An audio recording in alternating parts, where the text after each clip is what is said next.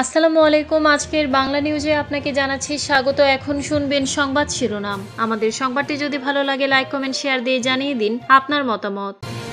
বিদেশি নেয়ার মতো শারীরিক অবস্থা এখন খালেদা জিয়ার নেই, জানিয়েছেন মির্জা ফখরুল। ট্যাক্স ভিক্ষুকও দেন, আবার বিশাল শিল্পপতিও দেন, জানিয়েছেন জামায়াতের আমির। দেশি বিদেশি বিনিয়োগের মাধ্যমে 1 কোটি কর্মসংস্থান তৈরি করবে বিএনপি, জানিয়েছেন আমির খসরু মাহমুদ। সামাজিক ফেসিবাদের উত্থান ঘটলে বিদেশি বিনিয়োগ আসবে না, জানিয়েছেন নাহিদ ইসলাম। খালেদা জিয়ার অবস্থা স্থিতিশীল হলে বিদেশি চিকিৎসার ব্যবস্থা হবে, জানিয়েছেন ফজলে এলাহি। খালেদা জিয়ার জন্য দেশবাসীর কাছে দোয়া চাইলেন রাষ্ট্রপতি। বিদেশে নেয়ার মতো শারীরিক অবস্থা এখন খালেদা জিয়ার নেই, বলেছেন মির্জা ফখরুল।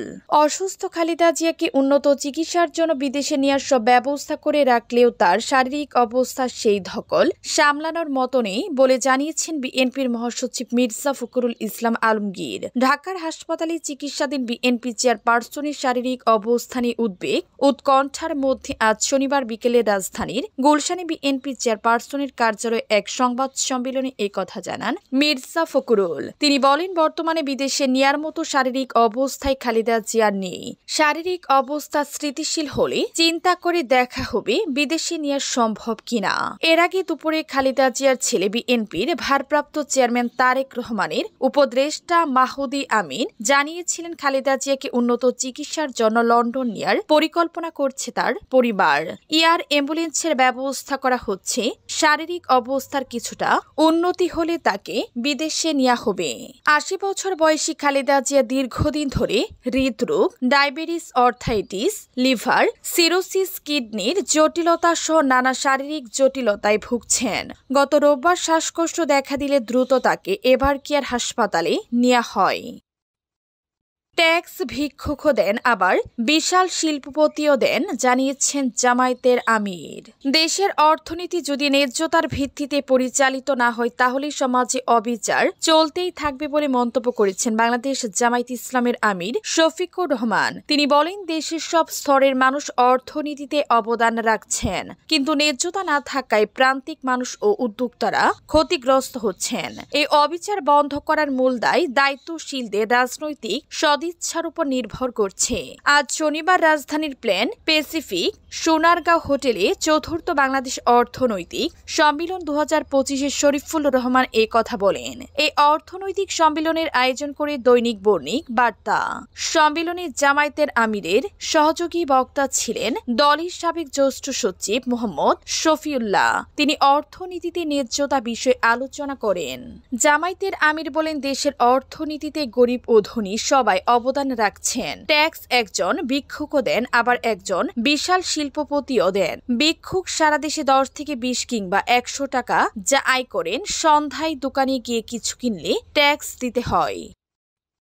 দেশি বিদেশি বিনিয়োগের মাধ্যমে 1 কোটি কর্মসংস্থান তৈরি করবে বিএনপি, জানিয়েছেন আমির খসরু মাহমুদ। আগামী দিনে ক্ষমতায় গেলে দেশি ও বিদেশি বিনিয়োগের মাধ্যমে 1 কোটি কর্মসংস্থান সৃষ্টির পরিকল্পনা বিএনপির রয়েছে বলে জানান দলটির স্থায়ী কমিটির সদস্য আমির খসরু মাহমুদ চৌধুরী। তিনি বলেন, বাংলাদেশের তরুণ প্রজন্মের সবচেয়ে বড় চাহিদা হচ্ছে কর্মসংস্থান। বিএনপির এই নেতা বলেন, আমাদের টোটাল ফোকাসটা থাকছে বিনিয়োগের উপর। দেশি বিদেশি বিনিয়োগের মাধ্যমে 1 কোটি কর্মসংস্থান। যে কোনো ইকোনমিকে, অর্থনীতিকে সাস্টেইনেবল টেকসই হতে হলে আপনাকে বিনিয়োগের মাধ্যমে গ্রোথ উন্নয়ন করতে হবে।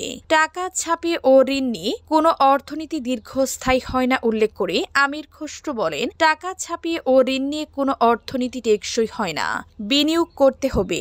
আজ শনিবার রাজধানীর প্যান প্যাসিফিক সোনারগাঁও হোটেলে চতুর্থ বাংলাদেশ অর্থনৈতিক সম্মেলন 2025 দ্বিতীয় পূর্বে বিশেষ অতিথির বক্তব্যে আমির খসরু মাহমুদ চৌধুরী এই কথা বলেন। এই অর্থনৈতিক সম্মেলনের আয়োজন করে দৈনিক বণিক বার্তা।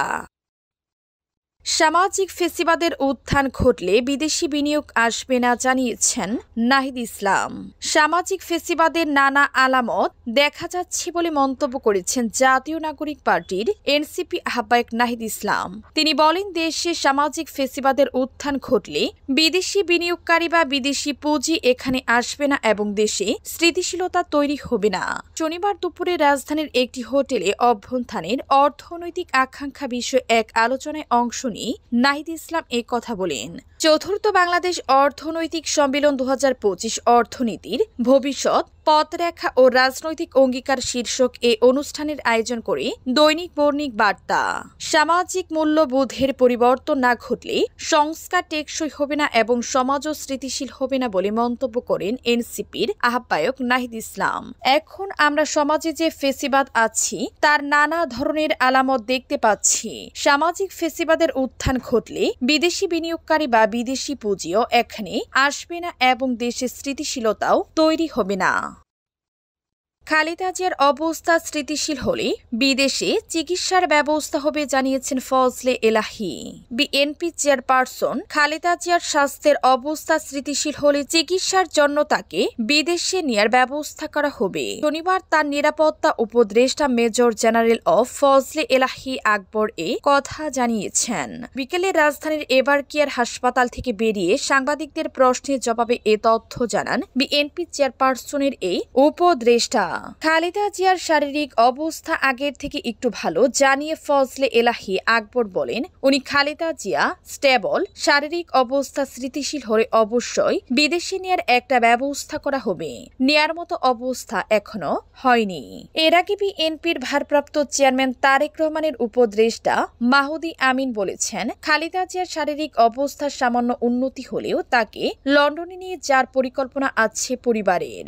এবার অ্যাম্বুলেন্সের জন্য কাতার দ্রুতাবাসের সঙ্গে যোগাযোগ করা হচ্ছে। বিএনপি চেয়ারপারসন ও সাবেক প্রধানমন্ত্রী খালেদা জিয়া ফুসফুসে আক্রমণ থেকে শ্বাসকষ্ট নিয়ে হাসপাতালে ভর্তি হয়েছিলেন।